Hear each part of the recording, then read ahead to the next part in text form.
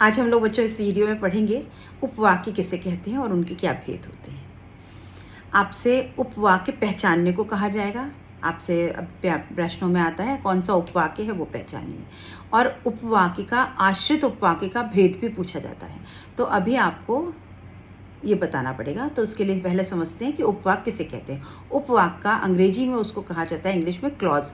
Clause का मतलब होता है कि किसी शब्दों का एक निश्चित समूह जिसका कि कोई एक निश्चित अर्थ होता है, उसको हम उपवाक्य कहते हैं। वो छोटा सा अंश, वाक्य का वो छोटा सा अंश जिसका अपना एक अर्थ होता है, निश्चित अर्थ होता है। यहाँ परिभाषा देखिए, वाक्यों का ऐसा भाग जिसका अपना स्वतंत्र अर्थ हो, जिसमें उद्देश्य और विधेय हो, उपवाक्य कहलाता है। अभी सब वाक्य में दो शब्द जरूर होंगे, उद्देश्य और विधेय जरूर होगा, और उसका एक अपना अर्थ हो। सभी उपवाक्य प्रधान उपवाक्य से हिंदी के योजक शब्दों से जुड़े रहते हैं। अभी जो उपवाक्य होते हैं, छोटे छोटे उपवाक्य, वो हिंदी के योजक शब्दों से जुड़े होते हैं, कनेक्टर्स से। वो उनको हम कनेक्टर्स कहते हैं, योजक चिन्ह, तो उनसे वो जुड़े हुए होते हैं। और फिर जोड़ करके संयुक्त वाक्य बन जाता है, जोड़ करके मिश्रित वाक्य बन जाता है। जैसे कौन कौन से योजक चिन्ह होते हैं कि जिससे, जिसे, जिसमें, ताकि, जो, जितना, क्योंकि, यद्यपि, जहाँ, जब आदि, ये सब क्या है? कनेक्टर्स। अभी उपवाक्य के भेद कितने होते हैं? उपवाक्य के दो भेद होते हैं, प्रधान उपवाक्य और आश्रित उपवाक्य। प्रधान उपवाक्य जो मेन होता है और आश्रित उपवाक्य जो उसके ऊपर डिपेंडेंट होता है। तो प्रधान उपवाक्य किसी दूसरे वाक्य पर निर्भर नहीं होता, वह उसकी क्रिया मुख्य होती है। उसकी क्रिया मुख्य होती है, मतलब जिस वाक्य में मुख्य क्रिया चल रही हो, जिसके बारे में मुख्य बात की जा रही हो, मुख्य क्रिया चल रही हो, वो प्रधान उपवाक्य होता है। जैसे मोदी जी ने कहा कि अच्छे दिन आएंगे। मोदी जी ने कहा और अच्छे दिन आएंगे। अभी इस वाक्य में अच्छे दिन आएंगे प्रधान उपवाक्य है, क्योंकि वह स्वतंत्र। अच्छे दिन आएंगे बिल्कुल क्लियर। मोदी जी ने कहा, अगर हम इस वाक्य को अलग कर दें, मोदी जी ने कहा, क्या कहा? कुछ भी कह सकते हैं। मोदी जी कहें कल मैं तुम्हारे घर आऊँगा। मोदी जी ने ये कहा अच्छे दिन आएंगे, तो मोदी जी ने कहा यानी वाक्य अधूरा है, तो ये वाक्य आश्रित वाक्य होगा, और अच्छे दिन आएंगे प्रधान उपवाक्य होगा। प्रधान उपवाक्य में क्रिया मुख्य होती है। इस वाक्य में अच्छे दिन आएंगे प्रधान उपवाक्य, क्योंकि वह स्वतंत्र है, किसी दूसरे पर आश्रित नहीं है। तो ये हो गया प्रधान उपवाक्य। अभी आप आश्रित उपवाक्य देखिए। आश्रित उपवाक्य दूसरे उपवाक्य पर आश्रित होता है, एक वाक्य दूसरे पर डिपेंडेंट होता है। आश्रित उपवाक्य प्रायः, अब ये ज्यादातर, प्रायः, अधिकतर, क्योंकि, कि, यदि, जो आदि से आरंभ होते हैं। अभी इनकी पहचान करने के लिए ये एक ट्रिक है कि आप इनकी पहचान करेंगे तो ये क्योंकि, कि, यदि, जो से जुड़े होते हैं। जैसे मोदी जी ने कहा कि अच्छे दिन आएंगे, तो कि के बाद वाला आश्रित उपवाक्य। कि अच्छे दिन आएंगे आश्रित उपवाक्य है, क्योंकि यह उपवाक्य मोदी जी ने कहा है, उपवाक्य पर आश्रित है। अभी मोदी जी ने क्या कहा, ये मेन है और ये आश्रित उपवाक्य है, तो ये डिपेंडेंट वाक्य हो गया। अच्छे दिन आएंगे ये आश्रित उपवाक्य। कि के बाद वाला आश्रित उपवाक्य, ये पहचान है आश्रित उपवाक्य। आश्रित उपवाक्य की पहचान क्या है? कि के बाद लगा होगा, योजक चिन्हों के बाद वाला वाक्य होगा, वो आश्रित होगा, और पहले वाला या उसके, अगर उसके अलावा कोई वाक्य है तो प्रधान वाक्य होगा, और योजक चिन्ह के बाद वाला वाक्य जो है वो आश्रित उपवाक्य होगा। ये पहचान की विशेषता है। अभी हमने वाक्य के 3 भाग पढ़े थे, सरल वाक्य, संयुक्त वाक्य, मिश्रित वाक्य। अभी सरल वाक्य में तो एक ही क्रिया होती, कोई अलग अलग उपवाक्य नहीं होते, तो सरल से कोई मतलब नहीं। संयुक्त में 2 वाक्य हो जाते हैं, और दोनों जो है वो स्वतंत्र होते हैं, और दोनों ही एक सी इंपॉर्टेंस रखते हैं। मतलब ये इसके ऊपर आश्रित नहीं है, ये इसके ऊपर आश्रित नहीं है, तो वहां पर आश्रित उपवाक्य होता ही नहीं, तो संयुक्त की बात भी खत्म हो गई। अब आता है मिश्रित वाक्य। मिश्रित वाक्य में एक प्रधान होता है, एक आश्रित होता है, तो यहाँ पर मिश्रित वाक्यों में आश्रित उपवाक्य होते हैं। अभी उन आश्रित उपवाक्यों में भी 3 उसके प्रकार होते हैं। कौन कौन से? पहला होता है संज्ञा उपवाक्य, दूसरा विशेषण उपवाक्य, तीसरा क्रिया विशेषण उपवाक्य। अभी बच्चों बहुत कठिन नहीं है, आपको थोड़े पजल लग रहा होगा, लेकिन 1-2 बार आप सुनेंगे, ध्यान देंगे, थोड़ी सी प्रैक्टिस करेंगे तो बहुत आसान लगेगा। संज्ञा उपवाक्य, अभी उपवाक्य जो होता है जो कि आश्रित वाला है, वो क्या हो सकता है? या तो संज्ञा उपवाक्य होगा, या फिर विशेषण उपवाक्य होगा, या क्रिया विशेषण। अभी संज्ञा किसे कहते हैं आपको पता है, विशेषण किसे कहते हैं? वो शब्द जो संज्ञा और सर्वनाम की विशेषता बताए विशेषण कहलाते हैं। क्रिया विशेषण किसे कहते हैं? वो शब्द जो क्रिया की विशेषता बताए उसे हम क्रिया विशेषण कहते हैं। बस इतना अगर आपको पता है तो ये पहचानना बहुत आसान। कैसे? संज्ञा उपवाक्य किसे कहते हैं? परिभाषा देखिए, जो आश्रित उपवाक्य प्रधान उपवाक्य की क्रिया के कर्ता, कर्म या क्रिया पूरक के रूप में प्रयुक्त हो उसे संज्ञा आश्रित उपवाक्य कहते हैं। जो आश्रित उपवाक्य संज्ञा के बारे में बात करें, वो संज्ञा उपवाक्य। क्लियर? साधारण शब्दों में जो आश्रित उपवाक्य संज्ञा के बारे में बात कर रहा हो वो संज्ञा उपवाक्य। संज्ञा उपवाक्य की पहचान क्या है कि यह समुच्चय बोधक अव्यय कि से जुड़ा रहता है। अभी इसको पहचाना तो बहुत आसान, और ये 100% श्योर है कि अगर कि शब्द के बाद जो वाक्य आया है वो संज्ञा आश्रित उपवाक्य है। संज्ञा आश्रित उपवाक्य है, संज्ञा उपवाक्य। क्लियर? दूसरा देखिए, विशेषण उपवाक्य। जो आश्रित उपवाक्य प्रधान उपवाक्य की किसी संज्ञा या सर्वनाम की विशेषता बताता है उसे विशेषण उपवाक्य। जैसे आपको पता है कि विशेषण संज्ञा सर्वनाम की विशेषता बताता है, वैसे ही आश्रित उपवाक्य में अगर संज्ञा या सर्वनाम की विशेषता बताई जा रही है तो वो विशेषण उपवाक्य हो गया। विशेषण उपवाक्य की पहचान ये है कि संबंधवाचक सर्वनाम जो तथा इसके विभिन्न रूप से जिसने, जिन्होंने, जिससे, जिसे, जिसके लिए, जिसका, जिन आदि से प्रारंभ होते हैं। अभी जा से, जा योजक चिन्हों से जो वाक्य शुरू होते हैं वो अधिकतर विशेषण उपवाक्य होते हैं। तो अभी आपको क्या करना है, दो बातें पहचाननी है। क्या?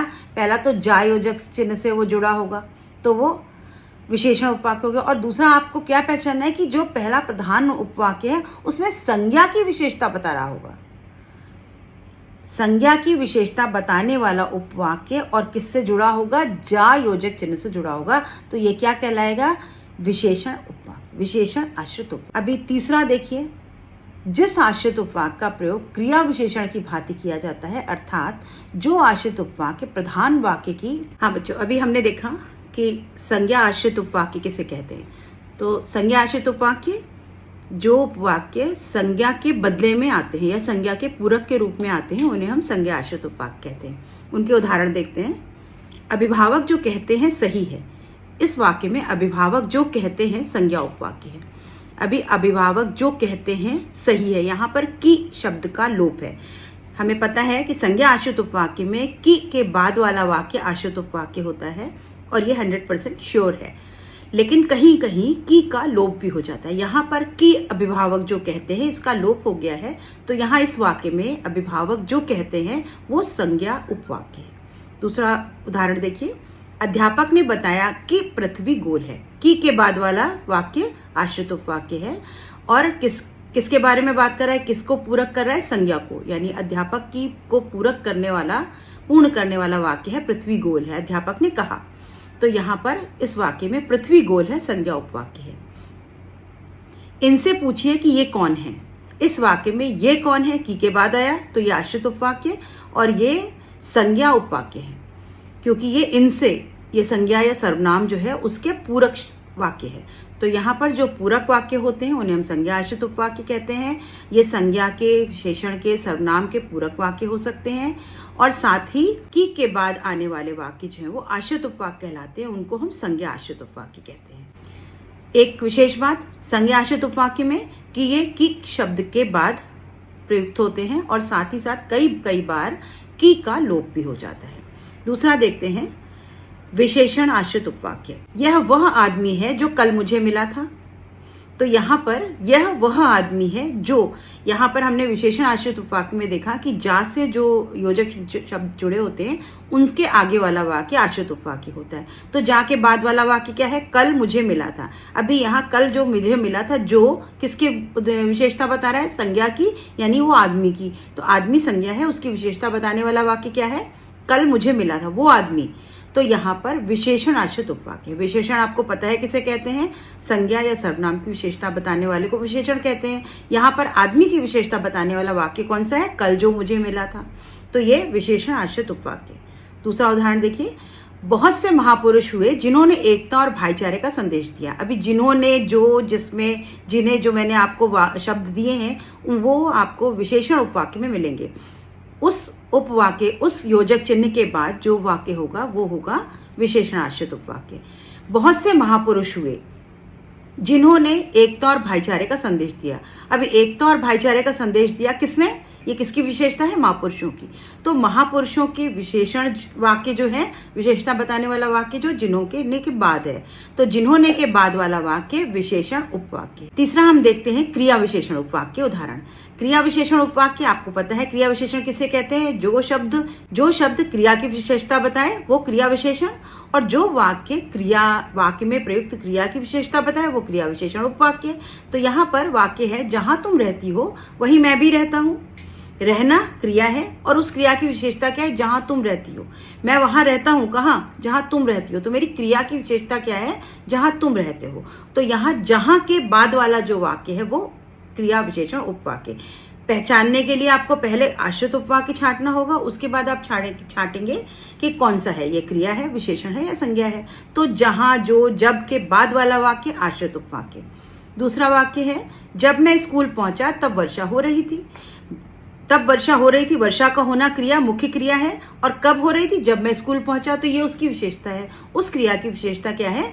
जब मैं स्कूल पहुंचा। तो जब के बाद वाला वाक्य जो है वो क्रिया विशेषण उपवाक्य। तो पहले हमको क्या छांटना होगा? आश्रित उपवाक्य कौन सा है? आश्रित उपवाक्य कौन सा होगा? जो, जब, जैसे, जिसने, जैसे योजक चिन्हों के बाद वाले वाक्य आश्रित उपवाक्य होंगे। अगर वो वाक्य संज्ञा की विशेषता बता रहे हैं तो विशेषण उपवाक्य, अगर क्रिया की विशेषता बता रहे हैं तो क्रिया विशेषण उपवाक्य।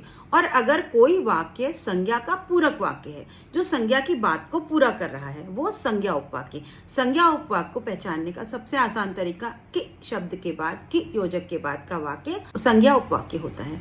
लेकिन कई बार कि का लोप होता है, तो आपको ये पता चलेगा कि इस संज्ञा ने कुछ कहा, ये कुछ बता रहा है, तो वो हो गया संज्ञा उपवाक्य। अभी बच्चों मैं आपको एक सारणी देती हूँ जिसमें आपको उपवाक्य और उसके शब्दांश जिससे वो शुरू होते हैं, वो आपको एक बिल्कुल निश्चित शब्दांश दे दूंगी। जैसे संज्ञा है तो वो कि से शुरू होता है। उदाहरण के लिए, सीता ने कहा कि वह पानी पीती है। अभी दूसरा होगा विशेषण उपवाक्य में जिसका, जो, जैसा, जितना, उतना, जिसने, जिसमें, ये शब्द अगर हैं तो वहां से जो वाक्य शुरू होंगे और संज्ञा की विशेषता बता रहे हैं, मतलब विशेषण उपवाक्य। उसके बाद क्रिया विशेषण जहां, जब, जिधर, ज्यों, यद्यपि आदि शब्दों से योजक चिन्हों के बाद वाले वाक्य जो है वो क्रिया विशेषण उपवाक्य होंगे। जैसे उदाहरण के लिए, जहां जाओगे मैं ही मिलूंगा। तो आपको ये इस तरह से आपको ये याद कर लेने होंगे कुछ जो योजक चिन्ह हैं, उनको थोड़ा सा ध्यान में रखिए। अब याद करने का मतलब ये नहीं कि आप बैठ करके उसका रट्टा लगाएंगे। आप ये शब्दों को याद दिमाग में रखिए और अपने अभ्यास कार्य करिए, अपने शब्दों को, अपने वाक्यों का अभ्यास करिए, आपको अपने आप समझ में आ जाएगा। और बच्चों, ग्रामर, व्याकरण हमेशा से अभ्यास की चीज़ रही है। केवल पढ़ करके, केवल कुछ सुन करके आप नहीं कर पाएंगे, आपको थोड़ा सा अभ्यास कार्य अवश्य करना पड़ेगा। हम एक बार फिर से रिवीजन करेंगे एग्ज़ाम टाइम से पहले, लेकिन उससे पहले आप समझने की कोशिश करिए और साथ ही साथ वीडियो को रिवाइंड करके देखिए, फिर से रिपीट कर करके देखिए। अभी बच्चों, क्रिया विशेषण उपवाक्य के भी 5 भेद होते हैं। आपको जानकारी के लिए समझ लीजिए, बहुत कठिन नहीं है, आपको बहुत आसानी से समझ में आ जाएगा। कौन कौन से 5 भेद होते हैं बस वो जान लीजिए। जैसे इसमें होता है स्थानवाची क्रिया विशेषण। अगर क्रिया की विशेषता स्थान के बारे में है, अगर किसी स्थान की विशेषता बताई जा रही है तो स्थानवाची, अगर समय की बताई जा रही है तो कालवाची, और अगर कोई नियम बताया जा रहा है कि ऐसा होता है, सूरज पश्चिम में डूबता है, सूरज पूरब में उगता है, रोज सवेरा होता है, सुबह के बाद रात आती, कोई नियम जैसा बताया जा रहा है, यूनिवर्सल ट्रुथ्स बताई जा रही हैं, तो वहाँ रीतिवाचक होता है। स्थानवाचक, कालवाचक, रीतिवाचक।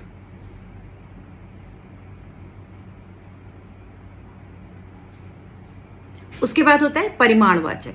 परिमाणवाचक का मतलब है जितना, उतना, जहाँ पर आपको संख्या या कोई तादाद, कोई वो बता दी गई है, क्वांटिटी बता दी जाए, वहाँ पर परिमाणवाचक, कि जितना तुम पढ़ोगे उतने ही तुम्हें नंबर मिलेंगे, जितना तुम परिश्रम करोगे उतनी ही सफलता प्राप्त करोगे। तो इस तरह के वाक्य जो होंगे वो जहाँ पर करने की, क्रिया की विशेषता बताई जा रही है और साथ ही साथ जितना, उतना, जैसा, इस तरह के वाक्य हैं जहाँ पर कि आपको क्वांटिटी बताई जा रही है, वहाँ क्या होगा? परिमाणवाचक। तो ये जो 4 भेद हैं आपके, इनको आप अपने ध्यान में रखिए। आपसे कई बार ये पूछा जा सकता है कि क्रिया विशेषण उपवाक्य का भेद बताइए, तो आप बहुत आसानी से, अगर जगह की बात हो तो आप स्थानवाचक बता दें, समय की बात हो तो कालवाचक बता दें, अगर कोई नियम बताया जा रहा है तो रीतिवाचक होगा, और अगर कोई क्वांटिटी या तादाद बताई जा रही, संख्या बताई जा रही है तो परिमाणवाचक हो। तो बच्चों यहाँ पर ये टॉपिक्स खत्म होता है और मिलते हैं अगले वीडियो में। तब तक के लिए अपनी पढ़ाई जारी रखिए और मेरे चैनल को लाइक शेयर सब्सक्राइब कीजिए। Good bye.